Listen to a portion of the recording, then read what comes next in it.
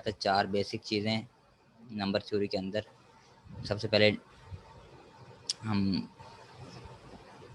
Divisor आपको बताया था, जो मैंने कहा था आपको, ऊपर आप नोट कर लें।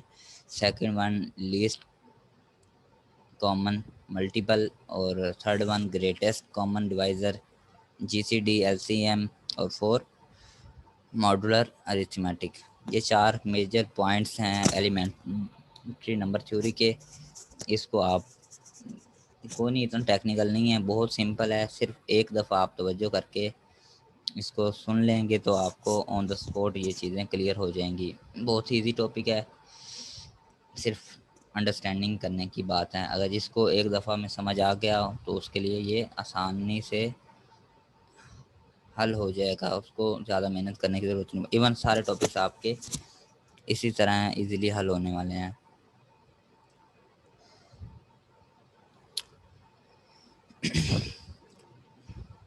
नंबर थ्योरी में हमने भी इसका बेसिक सारा पढ़ लिया था। प्राइम नंबर क्या होता है, कंपोजिट नंबर क्या होता है, फंडामेंटल थ्योरम ऑफ अरिथमेटिक क्या होता है, ये भी हमने पढ़ लिया था। आज हम फर्स्ट टॉपिक इसका जो पढ़ेंगे, least common multiple, LCM. LCM of the positive integer and a and b is the smallest positive integer that is divisible by both a and b। हमने कोई ऐसा स्मॉलेस्ट नंबर लेना है जो दोनों पे डिवाइड हो जाए। दो नंबर हमारे पास दिए हों तो उसके अकॉर्डिंग स्मॉलेस्ट कॉमन मल्टीपल हमारे पास कौन सा आए जिस पे जो दोनों पे डिवाइड हो जाए। सिंपल है हमारे पास। ये पहली एग्जांपल आप देखें, आपको कर्सर नज़र आ रहा होगा। LCM 3 और 7, इसके सामने 21 लिखा हुआ है, यानी कि 3 और 7 का LCM क्या है, 21। इस किस तरह आया है, हमने ऊपर कहा कि नाम भी इसका है लीस्ट कॉमन मल्टीपल, तो हमने देखना है कि 3 और 7 दोनों का कॉमन मल्टीपल कौन सा है। एक तो स्मॉलेस्ट होना चाहिए और दूसरा कॉमन भी होना चाहिए। सो हम 3 के मल्टीपल लेते हैं, 3, 6, 9, 12, 15, 18, 21 एंड सो ऑन, हम चलते जाएं। फिर आगे 7, 14, 21। हम जब इन दोनों को मल्टीप्लाई करते जाएंगे, इनका टेबल बनाते जाएंगे, तो हम देखते हैं कि लीस्ट ऐसा कौन सा कॉमन नंबर आ रहा है जो दोनों पे डिवाइड हो जाए। तो हम देखते हैं कि हमारे पास 21 लीस्ट नंबर आता है, तो हम उसको क्या कह देंगे कि हमारे पास एक नंबर ए 3 है और बी 7 है, तो इनका लीस्ट कॉमन मल्टीपल कौन सा होगा, वो 21 होगा। इस तरह हम नेक्स्ट है हमारे पास 4 और 6। इन दोनों का भी देखें तो 4, 8, 12, 6, 12, तो इन दोनों का मल्टीपल लेके देखें तो हमारे पास इन दोनों के भी क्या होंगे, वो लीस्ट कॉमन मल्टीपल में हमारे पास जो वैल्यू बनती है वो 12 बनता है। दोनों में लीस्ट जो मल्टीपल आ रहा है वो 12 ही है। ओके, यहाँ तक लीस्ट कॉमन मल्टीपल जो हमारे पास ए और बी दो वैल्यूज़ दी होंगी, उन दोनों वैल्यूज़ को आपने उसके ऐसा नंबर फाइंड आउट करना है जो उन दोनों नंबर्स का मल्टीपल भी हो और लीस्ट भी हो। अब 3 और 7 में कॉमन मल्टीपल और लीस्ट 21 आता है, और 4 और 6 में हमारे पास 12 आता है। ये एक बेसिक एक डेफिनेशन, एक थ्योरेटिकली आप कह लें कि एक सिंपल डेफिनेशन, उसकी एग्जांपल। नीचे फैक्टराइजेशन फॉर्म में आपने इसको लिखना है, तो ये यहाँ पे इस तरह लिखा हुआ है। कोई भी क्वेश्चन हो तो एट द एंड आपका क्वेश्चन ले लिया जाएगा।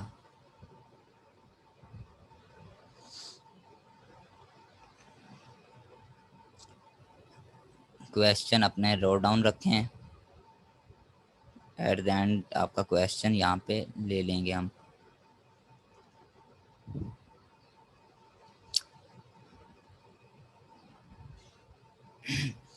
तो हम बात करें यूजिंग प्राइम फैक्टराइजेशन। अब एलसीएम को हमने प्राइम फैक्टराइजेशन को यूज़ करते हुए हमने किस तरह से इसको डिफाइन करना है या डोनेट करना है।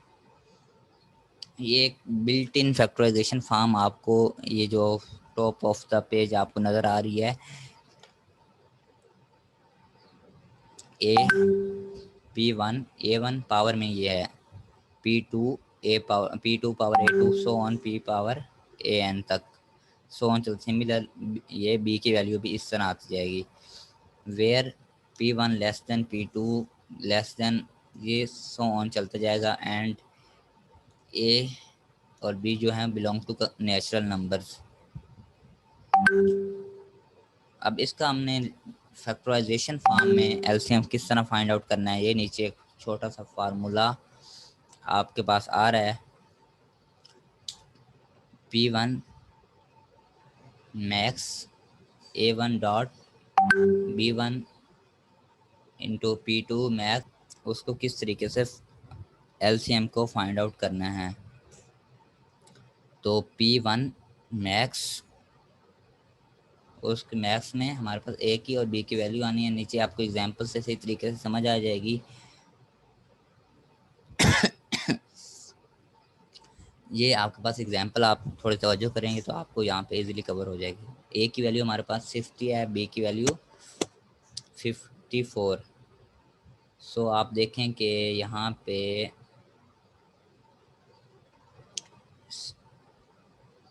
60 को फैक्टराइज हमने किया है, तो ये इसका क्या आता है 2 पावर 2 3 पावर 1 5 पावर 2। और बी की वैल्यू को हमने फैक्टराइज किया तो ये 2 पावर 1 3 पावर 3 और 5 पावर 0। इसको हमने फैक्टराइज किया क्योंकि हम ये तमाम नंबर प्राइम नंबर के साथ डील हो रहे हैं। इनको फैक्टराइज करके सिंपल पहला स्टेप क्या है कि जो भी आपको दो नंबर दिए होंगे उनको आपने फैक्टराइज करना है, और फैक्टराइज करने के बाद आपने इस तरतीब से लिखना है कि स्मॉलेस्ट नंबर फर्स्ट और उसकी पावर की फॉर्म में। तो अब हमने एलसीएम इसका किस तरीके से फाइंड आउट करना है, आप ऊपर इक्वेशन को देखें। P1 max A B, P2 max A B and so on, जितने भी हमारे पास टर्म्स हैं उनमें जो मैक्स होगा उसको हमने लिखते जाना है, ए और बी। तो हम नीचे एलसीएम पे आते हैं। तो एलसीएम में यहाँ पे हम मेंशन करते हैं 2। हमने क्या कहा है, P1 पहले में से जो मैक्स होगा ए और बी में से, हमारे पास ए और बी में से मैक्स कौन सा है 2 पावर 2 मैक्स है, उसको हमने लिख लिया। 3 में से 3 पावर 3 मैक्स है, उसको हमने लिख लिया। एंड थर्ड में से 5 पावर 1, सॉरी यहाँ पे 5 पावर ऊपर 1 आना है 2 की जगह, यहाँ पे मिस है, आप 5 पावर 1 ऊपर कर लें। ये ए की वैल्यू में फैक्टराइजेशन में 2 पावर 2 3 पावर 1 एंड 5 पावर 1 है, तो इसको आप करेक्ट कर लें। तो एलसीएम में फिर हम इनको मल्टीप्लाई करते हैं तो ये आपका 540 is the least common multiple, वो आ जाएगा।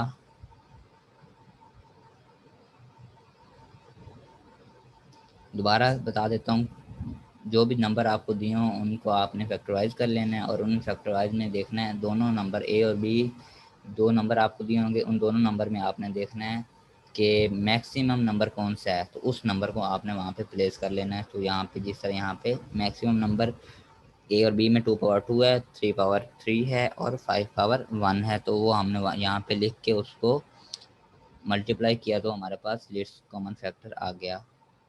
इसका एक और तरीका भी अभी मैं वर्बली आपको वो नहीं करके बता सकता। अगर किसी को ये तरीका समझ ना आया हो तो मैं दूसरा भी उसको बता दूंगा अगर कोई क्वेश्चन हो। ये भी इजी तरीका है कि जो भी हाईएस्ट मैक्सिमम वैल्यू हो उसको आपने पुट आउट कर लेना है। नेक्स्ट टॉपिक आपका नंबर थ्योरी में दूसरा पॉइंट जो बी पॉइंट है हमारे पास, डिवाइज़र। डिवाइज़र सिंपल आपका एक सिंपल डिवीजन करने का प्रिंसिपल ही है। जिस तरह किसी भी दो नंबर को आप डिवाइड करते हैं, सिंपल वही प्रोसीजर है, सिर्फ इसका लिखने का तरीकाकार मुख्तलिफ है और कुछ भी नहीं है।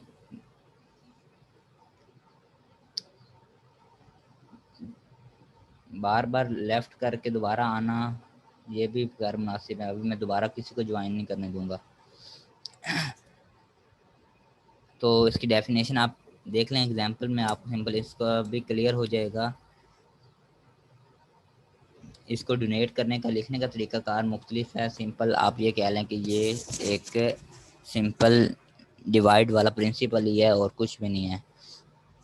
Let A B and C be integer such that A is equal to b dot c, then b and c are said to be divide or are factor of a,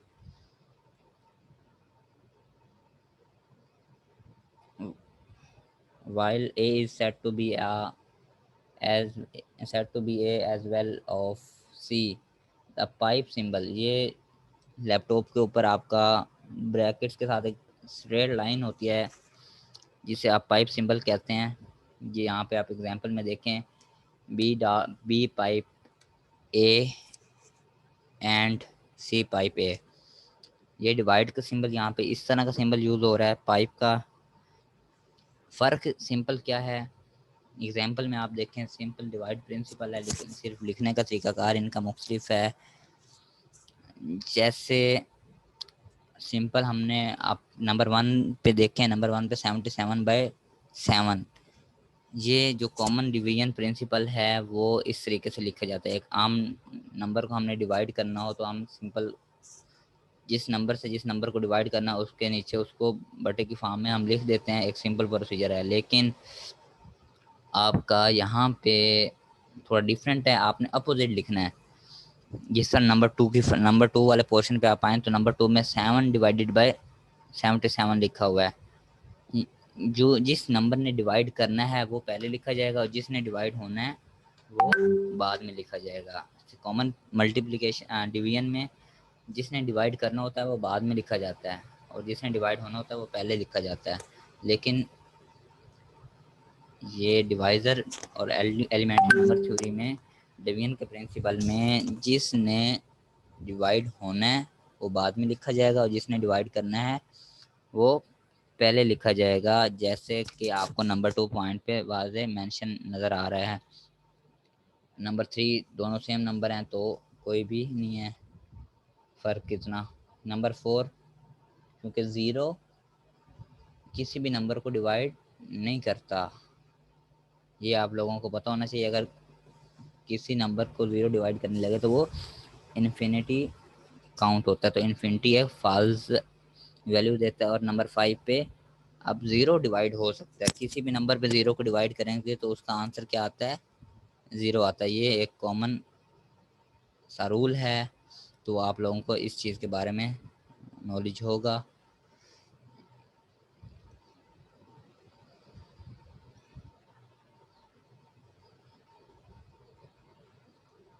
इसकी डेफिनेशन मैं आपको दोबारा एक दफ़ा बता देता हूँ।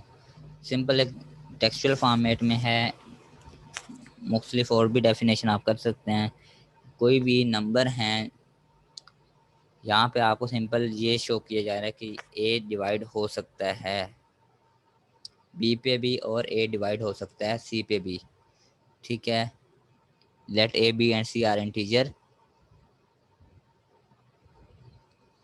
such that a equal to b dot c, then b and c are said to be divide और फैक्टर, यानी कि बी और सी दोनों क्या ए को डिवाइड कर सकते हैं। जिस तरह यहाँ पे हमने नीचे टेबुलर फॉर्म में भी लिखा है, बी डिवाइड्स ए और सी डिवाइड्स ए। ये एग्जांपल है, नीचे formula for number of multiple up to given. ये तो हम सिंपल आप एक टेक्निक पॉइंट आपको यहाँ पे बताया जा रहा है ये कि अगर एक ऐसी वैल्यू, एक ऐसा नंबर आपको दिया जाता है जो आपको नंबर फाइंड आउट करना हो, एक एग्जैक्ट मल्टीपल फाइंड आउट करना हो, तो वो आप किस तरह करेंगे। छोटी वैल्यू तो वो तो हम एग्जैक्ट निकाल सकते हैं। जिस तरह ये हमने 77 का निकाला कि 77 क्या है, 11 का क्या है मल्टीपल है, 24 क्या है 1 का मल्टीपल है, तो ये तो हम इजीली हम यहाँ पे मेंशन कर सकते हैं। लेकिन अगर हमारे पास बड़ी वैल्यू आ जाती है, तो हमें वर्बली नहीं पता चलता, तो हम उसको किस तरीके से करेंगे, तो वो आपको मैं यहाँ पे बता देता हूँ, आप लोग उसको किस तरीके से करोगे। How many positive integer are multiple of 15 are less than 100। एक एग्जांपल आप देखें कि लेस देन 100 हमारे पास वैल्यू है, और हमने पॉजिटिव इंटीजर फाइंड आउट करना है कि मल्टीपल ऑफ 1500 में कितने होंगे, तो 15 मल्टीप्लाई बाई 690, और तो हम सिंपल इसका आंसर दे सकते हैं कि एक लेस देन 100 के मल्टीपल हमारे पास जो होंगे वो 6 होंगे। लेकिन अगर हमारे पास ये नीचे एक लार्ज वैल्यू दी गई है, तो हम लार्ज वैल्यू को एक एग्जैक्ट फिगर किस तरह दे सकते हैं, तो इसके लिए सिंपल प्रिंसिपल आपके सामने है। तो आप मैक्सिमम वैल्यू आप फाइंड आउट करें कि उसका मैक्सिमम जो इंटीजर मल्टीप्लाई करने से एक पॉजिटिव वैल्यू जनरेट होती है, तो आप कह सकते हैं कि वो उसका एक कॉमन मल्टीपल होगा। जैसे आपको यहाँ पे थोड़ा सा आपको टेक्निकली इसको देखना होगा कि कौन से नंबर को हम 15 से मल्टीप्लाई करें कि एक पॉजिटिव नंबर यहाँ पे सामने आ जाए। तो ये आपका नीचे इसके थ्योरम की फॉर्म में डिवाइजर थ्योरम लिखा गया है, ए बी एंड सी, वही जो थ्योरेटिकल स्टेटमेंट आप लोगों ने ऊपर पढ़ी है, यहाँ पे उसको यहाँ पे मुख्तलिफ पॉइंट्स की फॉर्म में मुख्तलिफ अंदाज में आपकी बुक वाला यहाँ पे लिख रहा है। ए बी और सी कोई भी तीन नंबर हैं, ए डिवाइड कर सकता है बी को, और ए डिवाइड कर सकता है सी को। फॉर ऑल ए डिवाइड कर सकता है बी प्लस सी को। नंबर टू, ए डिवाइड कर सकता है बी को, सो ए डिवाइड कर सकता है बी डॉट सी को। ये सिंपल एग्जांपल आपके सामने नीचे दे दी हैं, इसको आप एग्जांपल को देख लें कि 34 है वो 17 पे डिवाइड हो सकता है, और 170 भी डिवाइड हो सकता है 17 पे। ये आप लोगों के पास ऊपर जो थ्योरम दिया गया, तीन पॉइंट्स आपको दिए गए हैं, नीचे आप उन तीन पॉइंट्स की यहाँ पे एग्जांपल कर सकते हैं। ये एग्जांपल आपको सिंपल दी गई है।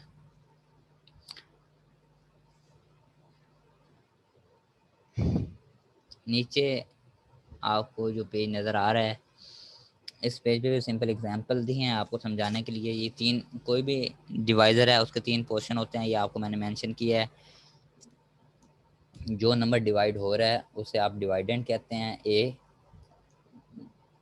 जो रिमाइंडर बच रहा है रिमाइंडर का आप लोगों को पता है पहले ही, और जो ऊपर कोशेंट यानी कि जिस वैल्यू से हम डिवाइड करके देख रहे हैं वो क्या है, उसका कोशेंट कहलाता है। क्यूब से उसे रिप्रेजेंट किया गया है, रिमाइंडर को आर से रिप्रेजेंट किया गया है, और डिवाइडेंड को ए से।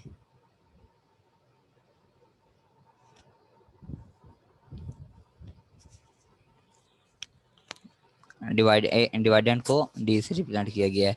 तो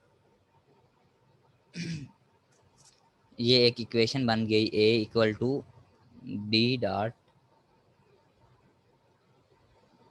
डिवाइजर जो है D dot Q plus R. जब आप इनमें मल्टीप्लाई करके सोल्व करेंगे तो वो आपकी अपनी वैल्यू दोबारा बन जाती है।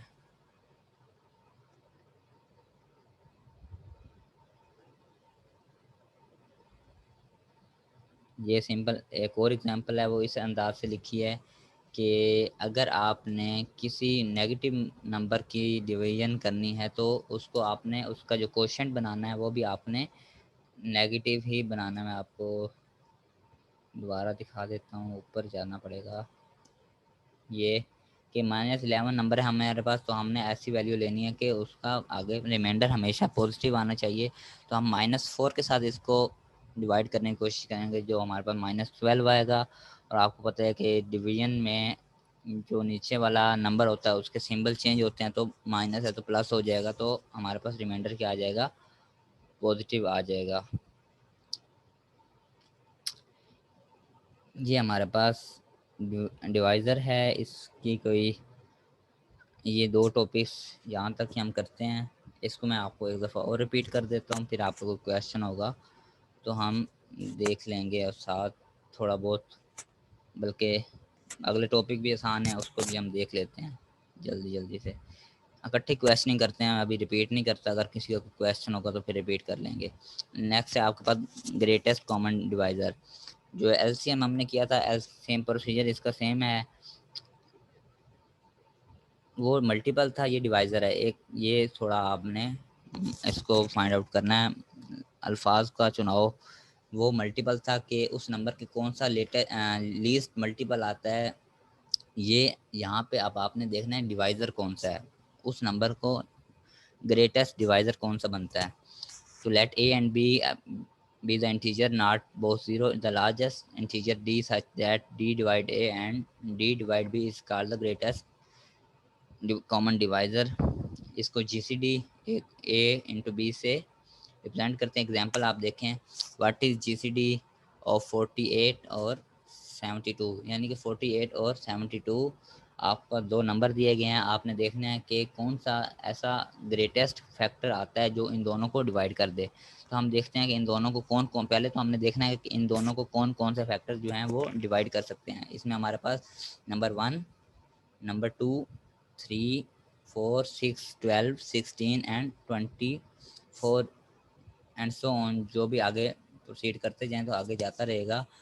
ये हमारे पास ये नंबर हैं जो इन सब को, इन दोनों नंबर्स को डिवाइड कर सकते हैं, ये सारे फैक्टर। तो हमने कौन सा फैक्टर फाइंड आउट करना है, मैक्सिमम नंबर, ग्रेटेस्ट नंबर हमने देखना है। तो इस सारे में ग्रेटेस्ट नंबर कौन सा है, वो 24 है, जो दोनों को डिवाइड कर सकता है। तो इसकी एक और एग्जांपल भी आपके सामने है, 19 एंड 72।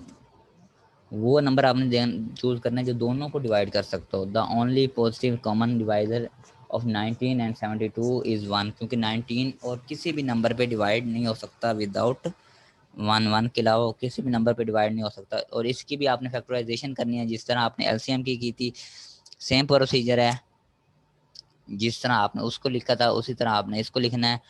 अब यहाँ पे आपने क्या करना है, एग्जाम्पल भी हमने सेम ही मैंने कोट किया यहाँ पे। एलसीएम में आपने मैक्सिमम वैल्यू ली थी और अब जीसीडी में आपने मिनिमम वैल्यू लेनी है। ये आपका बिल्ट इन फार्मूला है मिनिमम वाला। तो आपने देखना है कि ए की वैल्यू में मिनिमम कौन सा है, 2 पावर, ए और बी में 2 पावर 1 मिनिमम है, 3 पावर 1 मिनिमम है और 5 पावर 0 मिनिमम है। तो 6 वैल्यू आती है, 6 कॉमन ग्रेटेस्ट फैक्टर है जो इन दोनों को डिवाइड कर सकता है। तो इस तरीके से आप इनको, और आगे एक टर्म यूज है, छोटा सी डेफिनेशन है सिंपल। टाइम ख़त्म होने वाला है, 2 मिनट के अंदर ये क्लास एंड होगी, तो इसके साथ आप लोग दोबारा इसको ज्वाइन करेंगे। टू हमारे पास रिलेटिव प्राइम इंटीजर में कौन सी टर्म फाइंड आउट होती है, two integer A and B are relative prime integer. कोई भी दो इंटीजर जिनका आपने जीसीडी फाइंड आउट करना है, अगर उनका जीसीडी 1 आ जाता है तो वो क्या होंगे, रिलेटिव प्राइम इंटीजर। सिंपल छोटी सी टर्म है, कोई भी इंटीजर जिनका जीसीडी 1 आ जाए वो क्या होंगे, वो रिलेटिव प्राइम होंगे। ये आपके पास एग्जांपल दी हुई है, अगर इनका जीसीडी 1 आ जाएगा तो वो आपके पास रिलेटिव होंगे, अदरवाइज वो रिलेटिव प्राइम नहीं होंगे। आगे छोटे से टॉपिक एट द एंड ये हम नेक्स्ट सेशन ज्वाइन करते करेंगे, मॉड्यूलर अरिथमेटिक। तो और कांग्रेस है, ये हम नेक्स्ट क्लास में करते हैं, अभी नेक्स्ट दोबारा ज्वाइन करेंगे।